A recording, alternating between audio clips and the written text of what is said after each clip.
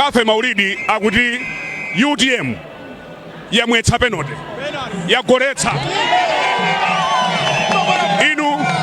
inu mugwirizana naye nzima inu kapena pamene tikuyankhulitsana pasi pabwino bla wina koza unimenya mbama kuseli kunde situation inali critical tu. Anyamata awa analephera kuyikapo mlomo akuopa kuti kodi anyamata a UTM sawa ponda akayikapo tunawo mlomo pa nkhani ya kusankhidwa kwa Dr. Matthews Ntumbuka.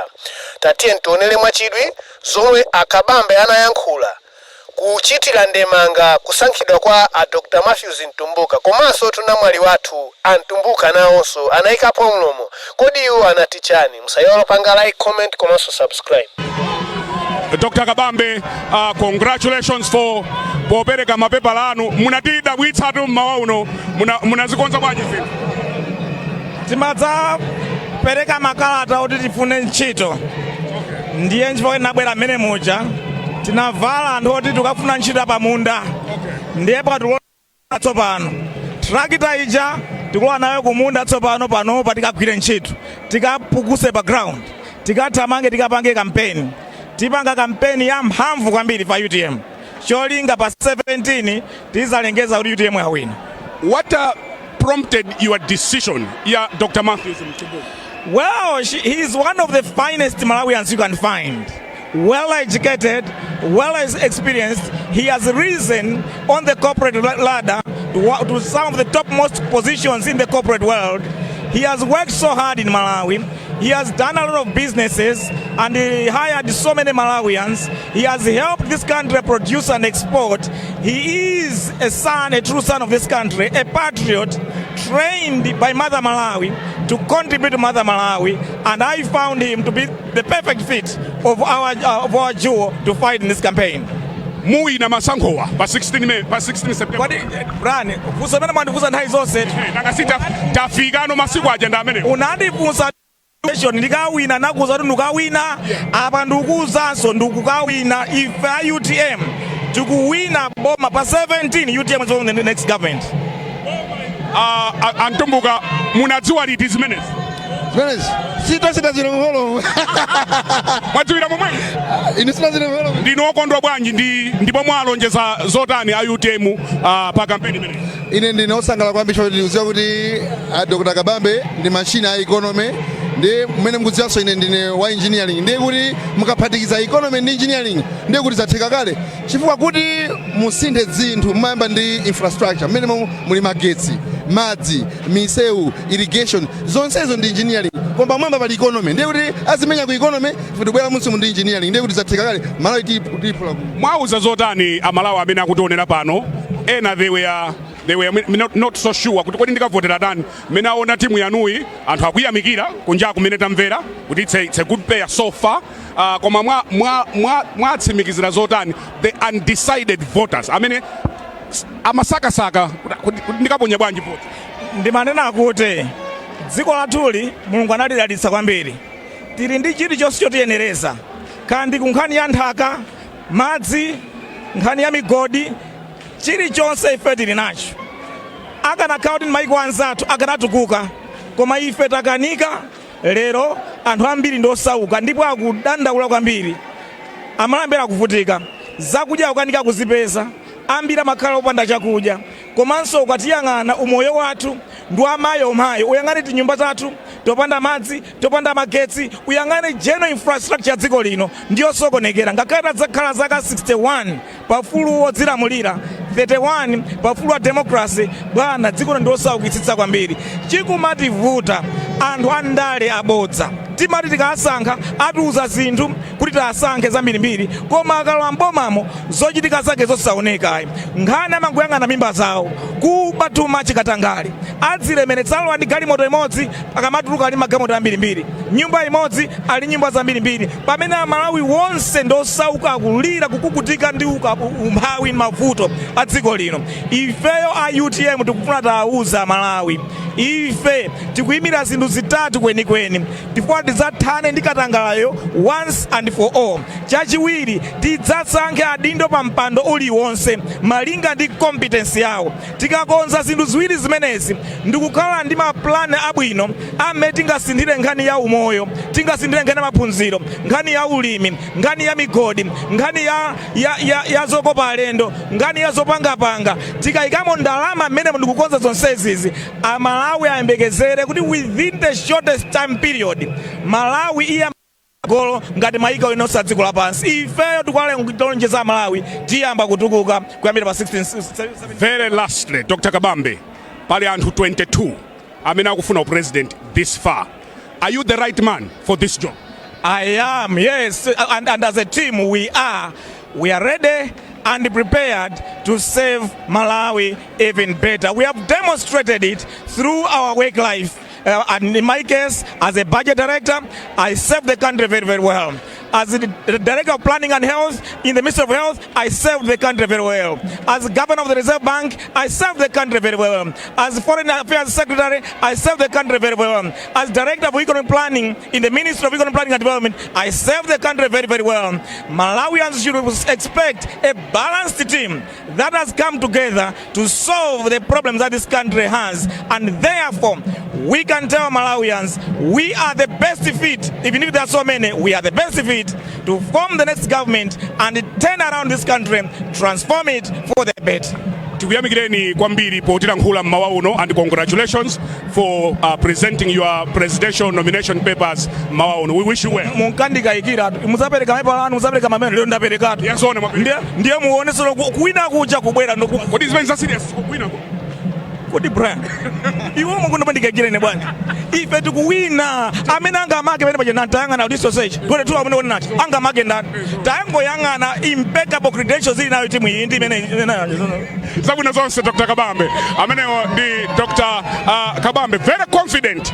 Olo ngati mo Brian analankhula mwampindi zochepa ndikumaona makandidates ena akakhala nkatimo kukumachita kubwera kanoti ndithu kuzapatsa kuti ayi nthawi yatha, koma iwo analankhula mukamphindi kochepa koma amalankhula ndithu mwamphamvu zomwe munazikusonyeza kuti akonzekadi mwina kuti apite ngati iwo kukhala patsogolo ngati presidential candidate. Nkhwenda viwi mukuiona bwanji UTM? UTM mmene manene leti yalowa apa ikusangalala, ikutuluka ikusangalala.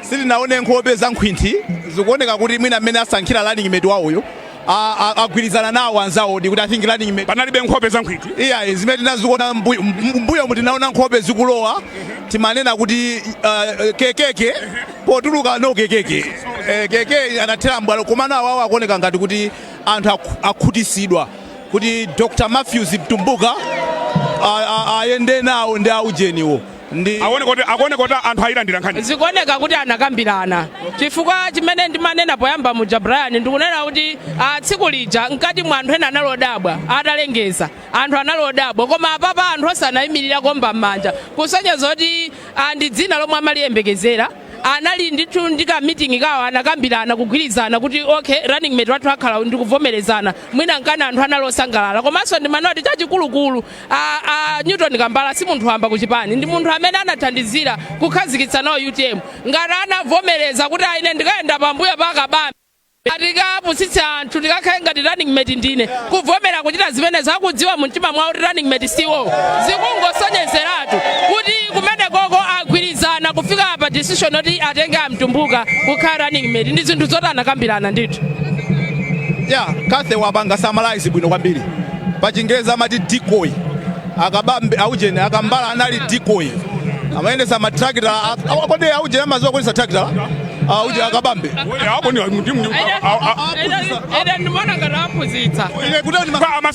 nimaona ndati kapena pali wina wabisala amayendesa okha tiona kali konse tikaona. Is this the best presentation this far? That's a tricky one, Brian. You're trying to put me on the spot here. But I am saying, malinga na ndimene ukamaona nkhope za supporters. Awawa kuoneka kuti asangalala. I hope kuti combination imene ienda bwino to convince Malawi ochuluka kuti avomereze kuti I think awawa ndamene akhoza kusintha zinthu, because in terms of umene amapangira articulate mfundo zawo akabambe zimamveka bwino. He just need support ya Malawi kuti Malawi avomerezane nawo kuti zimene akunenazo ndi zotheka zimene zikhoza kusintha kuti. Brian ndilele kuti pano akabambe is a master of surprises. Ukandifunsa nkhani ya presentation chifukwa lero ndi tsiku la number 4 ife kukhala pano taona momwe makandidate akubweretsera ma running mate awo. On the first day nda Joyce Banda zinali obvious anthu tinachita kuona from kunsewu kuti ndakhumboka chali. Mwinako amuthalika pang'ono anabweranso nopa galimoto ya tinted zinativutanso kuti tidziwe kuti running mate ndi ndani pa nthawi yoyenerera. Koma momwe abwerera presentation yawo ya lero ndi achilendo yoti even nkatimo anthu ambiri amene munasifa akuluakulu aku UTM we were shocked. Nditha kutero Brian.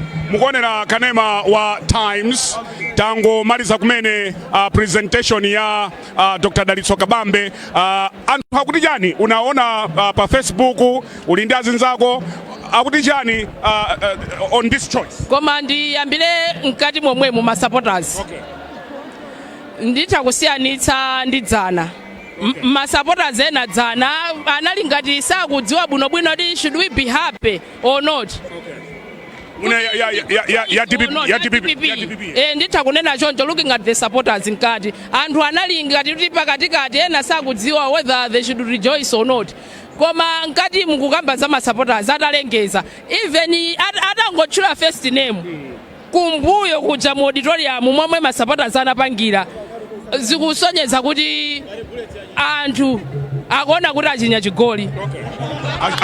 Ndikuona choncho titha kunena choncho anthu amene alotsatira chipanichi titha kunena kuti anthu otsatira chipanichi Brian titha kunena kuti akuona choncho chifukwa atangotchula first name the whole auditorium anthu anayimirira kuombera m'manja kuvina mavuvuzera zikusonyeza zoti anthu mkati momwemo asangalala nacho chisankhochi.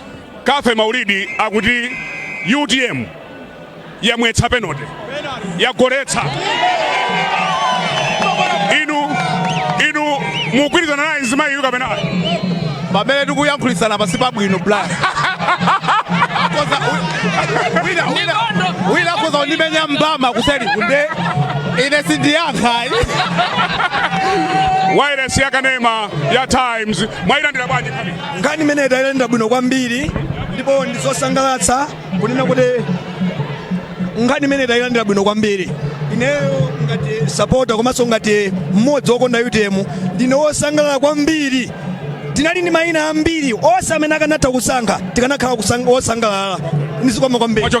Ine ndachokera ku area 23 kumlodza konsiwese. Mmayikonda UTM kwambiri. UTM ni mayikonda chifukwa chonena kuti zochita zake nzosasankha mitundu. Amakonda wina aliyense sayang'ana kuti amachokera dera lakuti amachokera dera lakuti wina aliyense amamukonda mmene munthuyo alili ndesitisankhana mitundu. Ndikhuya kuti tikhoza kumaliza tsopano tikhale tikumaliza. Dr. Kabambe akuyankhulanso ndi nyumba zina zowulutsira mawu koma tingomalizira pamene akakwere galimoto lawo kuno ku BICC. Anthu ochuluka amene abwera pano kuti dzamve ndi kuonera mmene zili pano. Otsatira chipani cha UTM komanso Vice President wa chipani cha UTM ku chigawo cha kumwera. Honorable Richard Makondi. Yes, my brother. Choice ya running mate mwayiona bwanji? Fantastic choice. No better choice currently as far as we are concerned. Mapepala onse amene anthu apanga present nziko muno ma candidate ena onse the best choice that has been presented of a running mate ndi amene itu wa UTM. Muwina masankho palibe sochokayikira palibe amene apita ku competition ndi mtima kuti akalephere. Ife tiwina masankhowa a chaka chinochi chifukwa chonena kuti chipani ichichi aini yake ndi anyamatawa aini yake ndi anthu amene wawo we win chisankho chimene chifukwa cha ma policies amene tili nawo. Chikulimbitsani mtima njani? Chimene chikutilimbitsa ife kuti tiwina chisankho chimenechi ndi agenda imene tili nayo ya Malawi. Amalawi akuvutika akufuna solutions and ife ya UTM ndamedi ni ma solutions za Malawi amene tingathe kulitukula dziko lino, amene tingathe kulichosa dziko lino pa mavuto amene tili nawo, amene tingathe kumapanga ndale mdziko muno osayang'anira mtundu, osayang'anira chigawo, ndife achipani cha UTM ndiye tiwina chisankho chimenechi. Amenewa ndi Richard Makondi amene ndi Vice President wa chipani cha UTM ku chigawo cha kumwera.